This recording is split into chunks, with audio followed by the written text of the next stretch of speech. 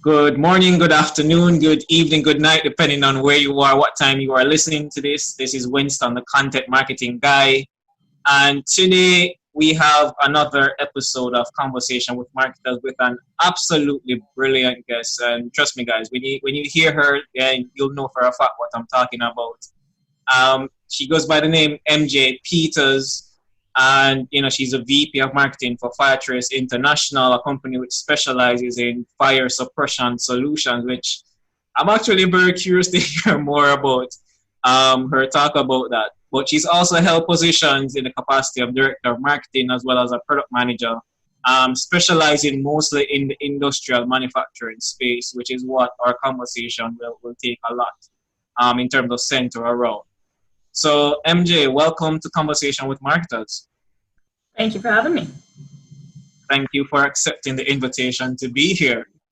And, how I actually came across your content and even being connected on LinkedIn. It seems everyone I connect to on this podcast is from LinkedIn, but that's all right. That's the beauty of social media and internet. But I came across your interview that you did with Chris Walker, which was also a guest here on this podcast a few weeks ago. And, really love the way how you handle yourself in terms of how you explain things, how you break it down, great clarity. And I could definitely tell that you're an expert and an authority when it comes to marketing in the manufacturing space. I definitely want to have you on.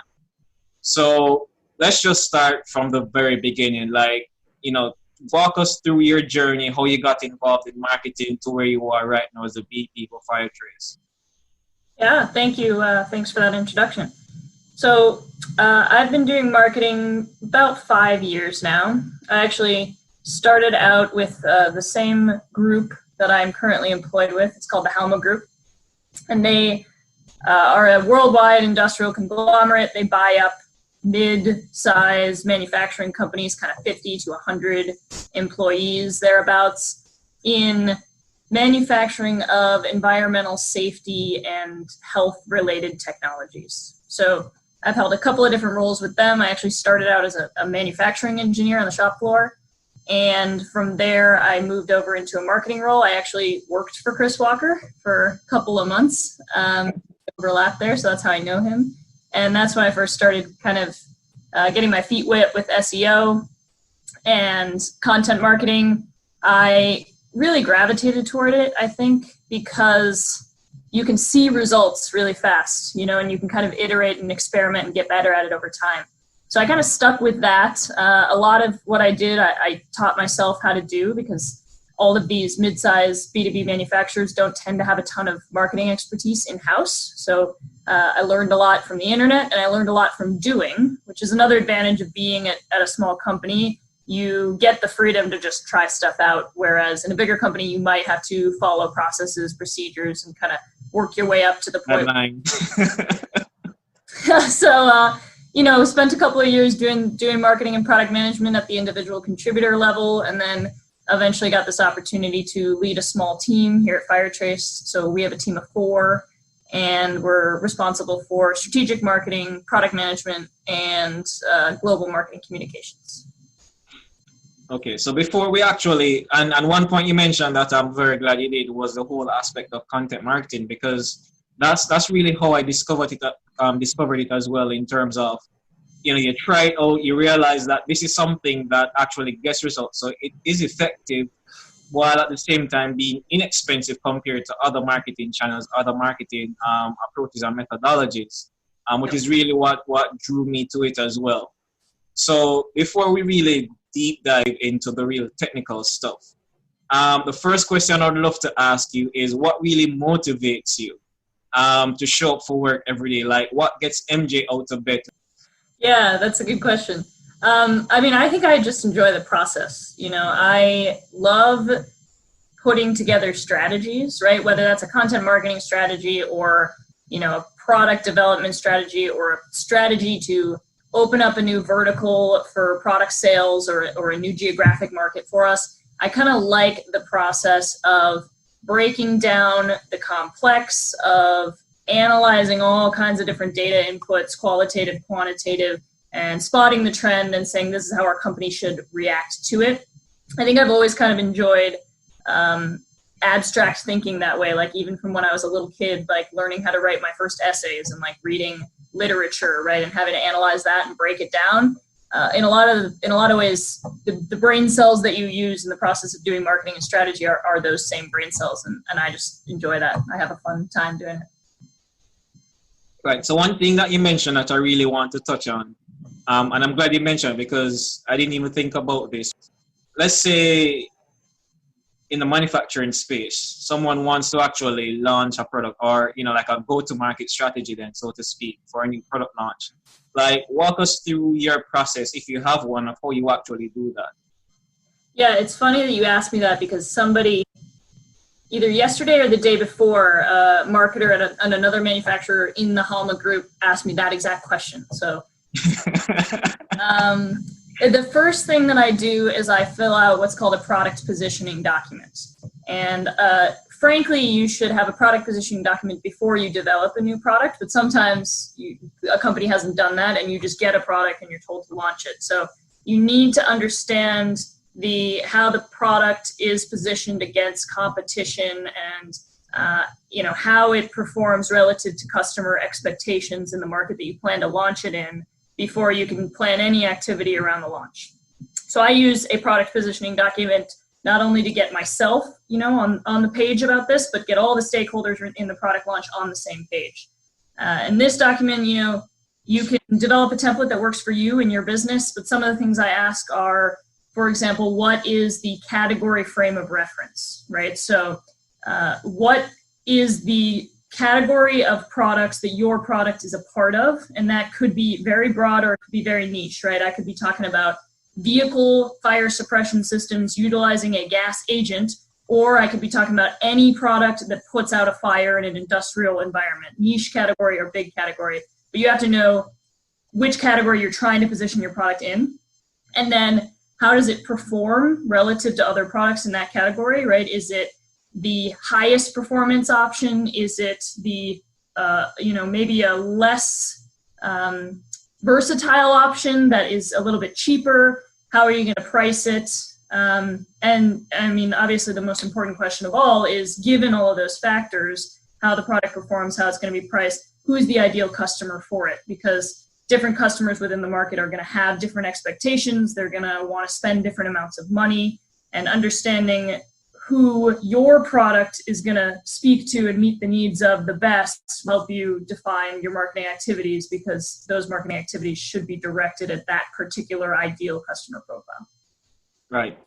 And a quick follow-up to that, because I've worked in a B2B tech SaaS company. And the reason why I said tech SaaS is because they provided software development services, but they also had their proprietary SaaS.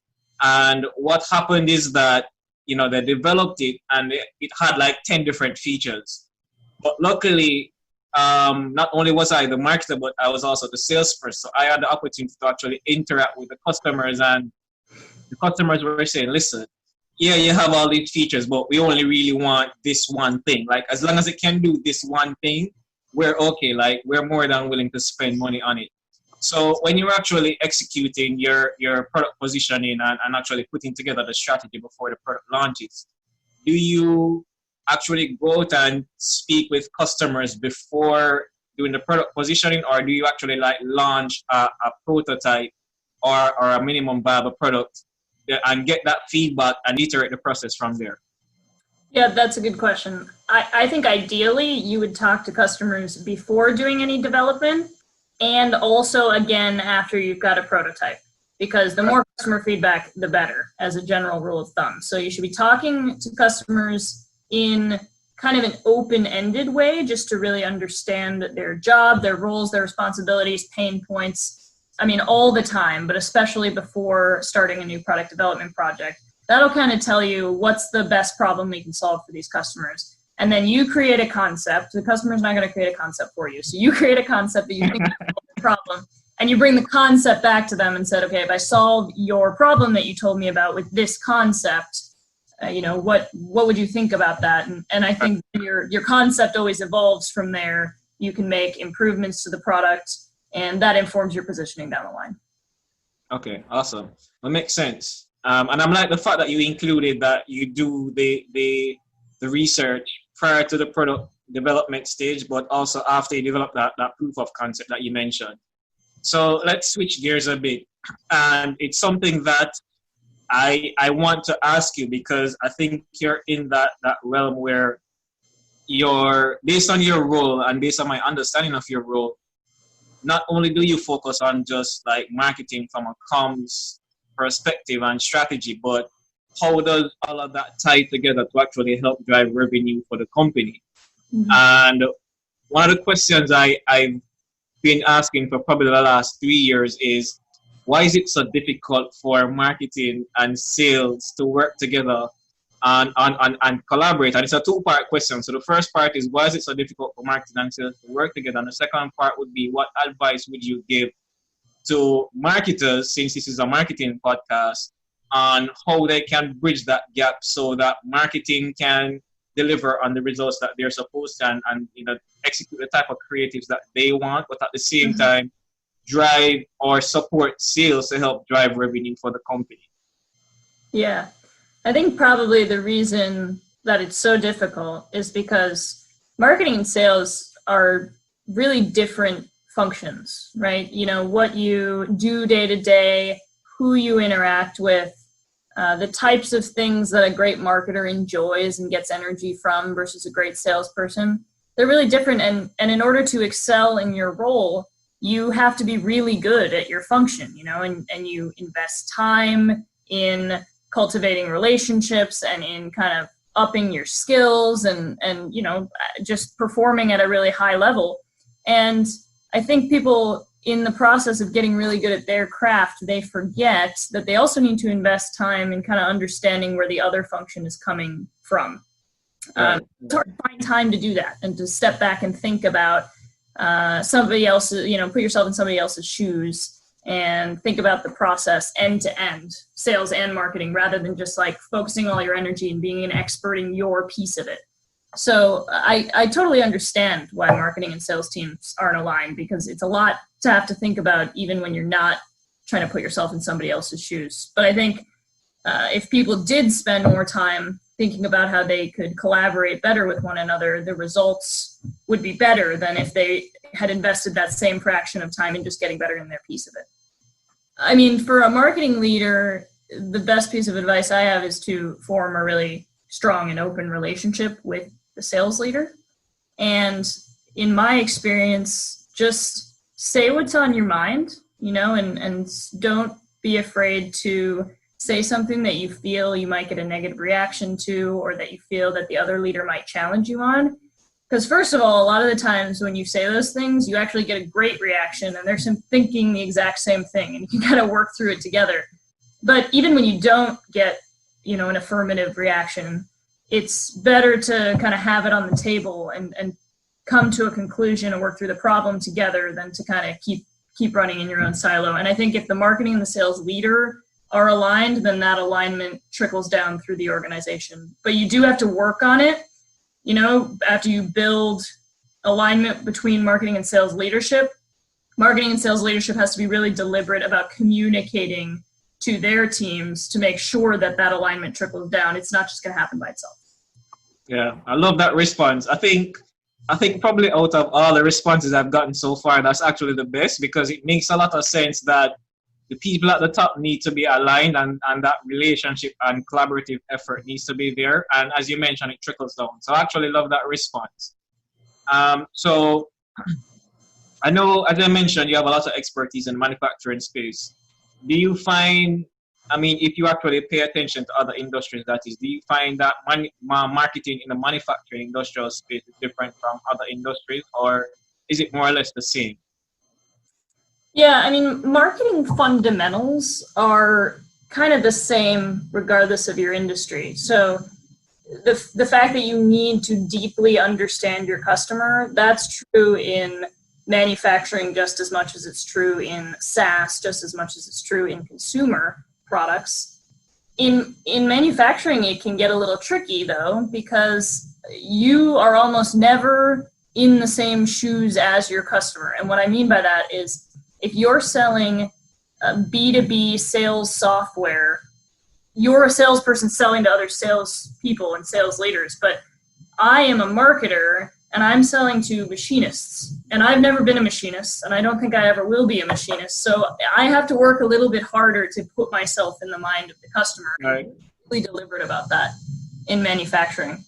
And then when it comes to marketing tactics, a lot of the comms side of things, I think in general manufacturing is a little bit behind some other industries, which I am perfectly okay with in my shoes, because it gives me this opportunity to look outside of my industry, see what other marketers are doing, see what they've proven out, right, through their own trial and error, and bring it into my company, which I think makes the process of going from experimentation to results actually faster, because I can learn from other people's mistakes.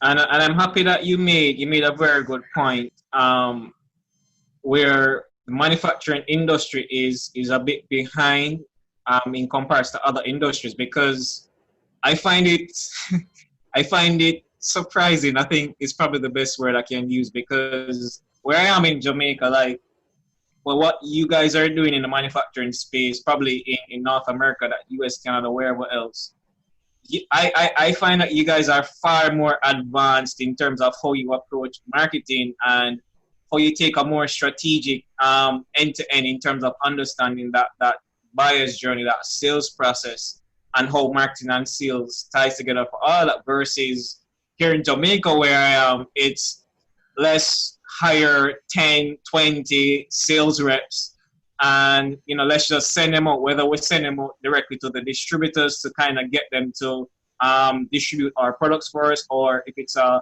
direct to consumer type situation where we try to sell directly to the consumers. But it's not the case here in Jamaica. You mentioned that you think the industry there is behind, and I'm thinking that we're probably 10 years behind where you guys are. So let's say someone in the manufacturing space, like, no existing marketing channels, never done any marketing outside of probably a television or a billboard ad.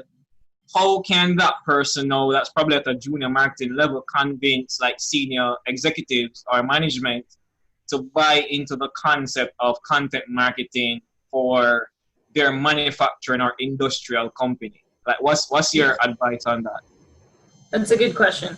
So let me first start by saying, interestingly enough, I never had to convince anybody to let me try digital marketing. I just kind of got sneaky and, charged some ads on the company credit card and wrote some SEO posts, and nobody was really overly scrutinizing what I was doing. So I just kind of got away with it while I was iterating. So I think actually a lot of marketers would be surprised if you just go out and do something instead of asking permission. A lot of the times you just get away with it, and then you can go back and show them results later when you want more investment. So One piece of advice is just start, because for example, SEO is free. So that's something you can get started with right now for free without asking anyone's permission. If you are trying to convince executives to invest in it or buy you some training or accelerate your progress, I would say talk about it in terms of the number of customers you can reach and the revenue that you can generate for the company and the awareness you can generate for the company for the cost. Because the one disadvantage that direct sales strategy you kind of outlined earlier, which is an effective strategy. The funny thing about hiring 20 salespeople is that usually it'll work. It kind of takes time and it's expensive, and you kind of grow slowly when you do that. But digital marketing is the opposite, right? You can reach thousands of people for pennies each, and you can get your brand some recognition in a much quicker and more scalable way. And I think those are the kinds of things that would pique an executive's interest, especially if you can tie it back to actual revenue results. Because while you as a marketer might be thinking about messaging, copywriting, SEO data, the people you're trying to convince to make the investment, they think about profit and loss. So if you can talk to them in their language, I think they'll be more likely to hear what you're saying. And the reason why I'm laughing is because it's a message I've been trying to communicate to marketers here, because how it's done here, it's, going back to what I said earlier, it's all about the creative, it's all about what looks good. So, I have an idea for a campaign, I take the budget, go execute that campaign, then I come back and I feel really good that, I did a good job executing that campaign and, seeing my idea manifest. But then when you go to, management, senior management, and you say, hey, we need more budget, and senior management pushes back and say, well, you've executed at least 10 campaigns this year. Like, what's the ROI of all that work that you did? And your response is, well, we got a lot of brand awareness out of it. But like you said, I mean, executives at that level, all they think about is the dollars and cents. Like, we spent X and we want to see at the very least X plus $1 in terms of that return for the spend. So segueing into the next question now, let's say, all right, so you kind of got the approval to move ahead to develop a content strategy, put together a content marketing plan. Like, from the manufacturing standpoint, or in the manufacturing industrial space, walk us through what that first 6 months would look like for you if you should literally start from scratch and had to build that up. Yeah, good question. So when I started in my role at Firetrace, a huge portion of the first 6 months was just talking to customers, which we kind of already covered the importance of that. But one thing that industrial marketers have to think about, that some marketers in some other industries, but not all, have to think about, is that we go through distribution a lot of the times to get to market. And so a lot of the times you don't have a connection to the end user. And so it's harder for you. You're one step removed and you just don't understand them as well as if you sold directly to them. And a lot of the times you don't have an email list, a contact list with all these people's information. You don't necessarily know what the typical job title is in the industry, right? You need to get the right information to effectively distribute your content and target your campaigns. And sometimes that takes a while because you have to go out and build relationships, because you can't necessarily leverage the relationships of your sales team who will work with distributors on a day-to-day basis. And big word of caution, never rely on your distributors for your only source of information about the end users, because they know a lot, but you need to hear it from the horse's mouth, if you will. Right. That knowledge, understand what it takes to get your content to the end user, and in some cases who the end user even is. Then you want to build up kind of your technical foundations. So if you have a website that is really out of date, which I think a lot of industrial marketers inherit websites that are really out of date, that are not going to give you the powerful insights that you could get with a website that's built on more modern platforms and tools. You need to kind of revamp that. Depending on your budget, maybe you edit what you've got already, or maybe you hire an agency to do it quickly. I've done it both ways. Both are effective. Set up your analytics, right? Google Analytics is a great place to start. You can learn how to use Google Analytics on things like LinkedIn Learning. That's how I learned how to use Google Analytics. And from there, you can kind of analyze what's going on with your website. I love to also get a CRM set up, right? So Right. Both of the companies I previously worked at had no CRM. I implemented HubSpot at both of them. That's another way to compound your customer insight, right? Because you can see what people are asking you about on your contact form, and you can track your results. How many leads am I generating? A lot of marketers are flying blind without that information. So once you've got the foundation of customer knowledge, you've got the technical foundation, then it's just a matter of producing your first pieces of content. And your first pieces of content are never going to be very good, right? You just kind of got to get started. Think about what your customers might be interested in. Think about the questions they ask a lot to your team. Your customer support or your technical support team is a great place to start, right? What questions are they answering all the time? Start building that into blogs, into videos, putting them out there. and you can rapidly kind of iterate, right? See what works, see what doesn't, and then double down on what works and stop doing what doesn't. And you just keep doing that over time. And 18 months from now, you'll look back and say, wow, I generated a lot of results and I know a lot more than I did when I started. Right. Awesome. So let's move from talking manufacturing in general, and I'd love to hear from your own experience. Like, what are some of the challenges that you've experienced in the past working in the industrial manufacturing space, and how did content marketing help to resolve those challenges? Yeah, I mean, one challenge that you face when you're selling industrial products, through a distribution network, is there's a lot of customers out there, right? And we're a mid-sized manufacturer, so our sales team is relatively small. We don't have a huge budget to invest in getting a lot of salespeople. And we talked about it earlier, right? It's effective to hire more salespeople, but it's pretty expensive. And we're expected to deliver somewhere between 10 and 15% growth every single year at my company. That's what the owners are looking for. And so just hiring more and more salespeople is not going to deliver that amount of growth in that amount of time. And so we have to find a way to do it faster. We have to find a way to reach more people faster with fewer sales resources. And content marketing is a great way to do that, especially when we're marketing to a customer base of machine shops, for example.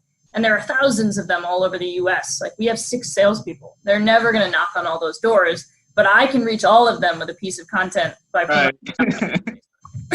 Yeah, that makes a lot of sense. Like, when you actually said it, I'm visualizing, and I'm like 6 versus like what 350 million people all across. Well, in terms of the size of US population, but let's say it's even half of that. 175 million people. It would take a lot to actually get to all those people. So that makes a lot of sense. We spoke about challenges that content marketing can help to resolve, but what about with you specifically as a VP of marketing in the industrial space, working at an industrial company?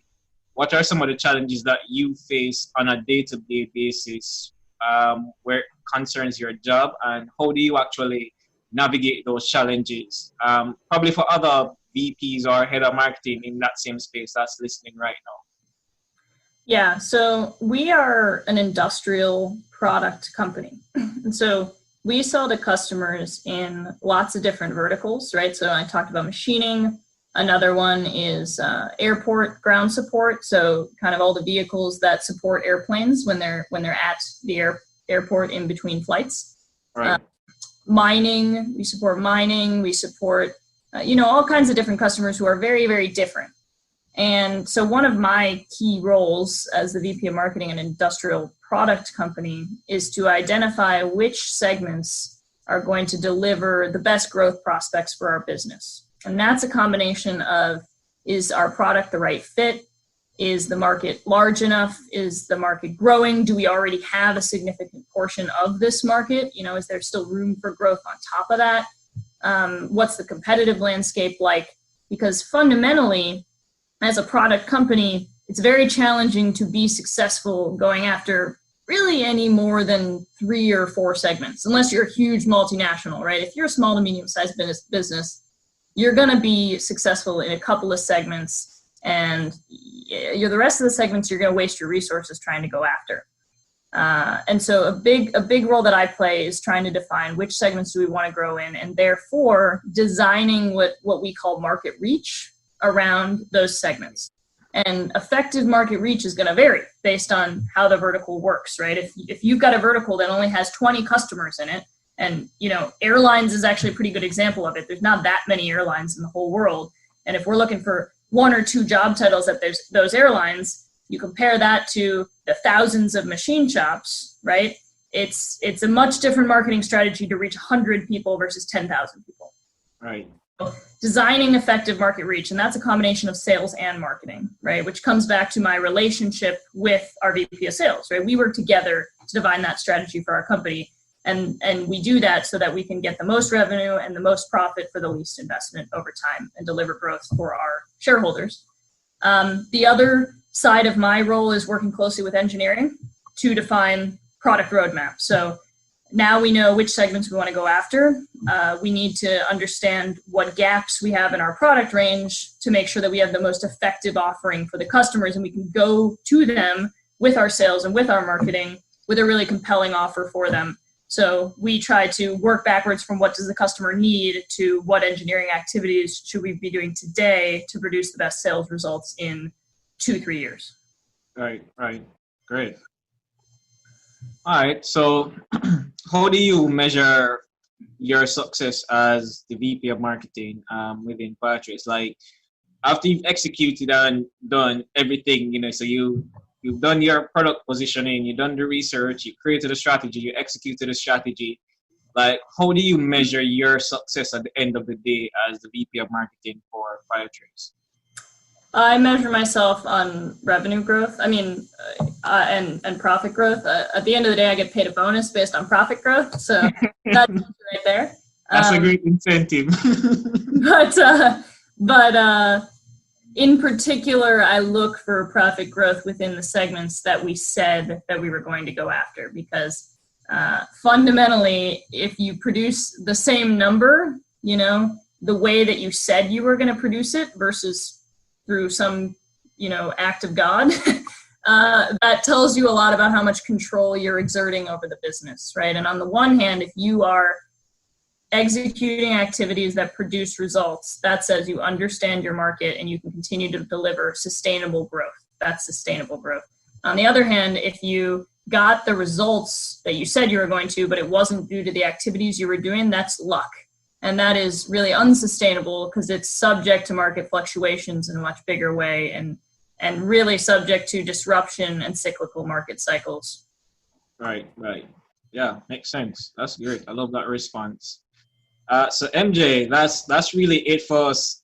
Like, I expected like this conversation to be way longer, to be honest, but you were on point with your answers. Like, you took the question, you hit the nail on the head, and you just moved on, and I loved it. And it just really validated to me why I wanted you on this podcast. So I'm really, really happy that you came on.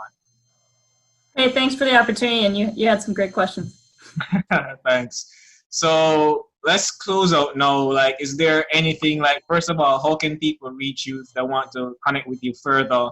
And, anything that you probably want to promote on your end that you're working on right now? Yeah, sure. People can find me on LinkedIn. It's just MJ Peters. I think it's /MJ Peters 1. I was apparently not the first MJ Peters to customize my URL. So MJ Peters or /MJ Peters 1.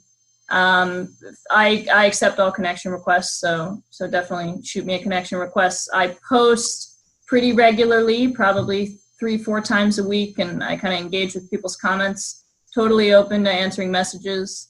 And then if you are in industrial marketing, my friend Matt and I do a podcast. It's called the Industrial Marketer Podcast. You can find it on Apple and Spotify. And we'd love for you to tune in and shoot us any questions you have. We'd love to do an episode on it. Yeah, guys, and just to kind of underscore what MJ just said, like, I just finished listening to, I think it's episode 4. I think the guy's name is Josh, if I'm not mistaken. And like, I loved it so much. Like, I love the way how he broke down and, the back and forth that you guys have between you, Matt, and Josh, and how you guys like delivered so much value in that podcast. So guys, I can say, not just because MJ is my guest, I can say as someone who actually listened to the podcast that there's a lot of value there. So industrial marketer, is it industrial marketer or industrial marketing? Industrial marketer. Okay, industrial marketer. So check that out as well, guys. So MJ, thanks again so much for coming on. Glad to have you on. Thank you, Winston. All right. Take care. All the best.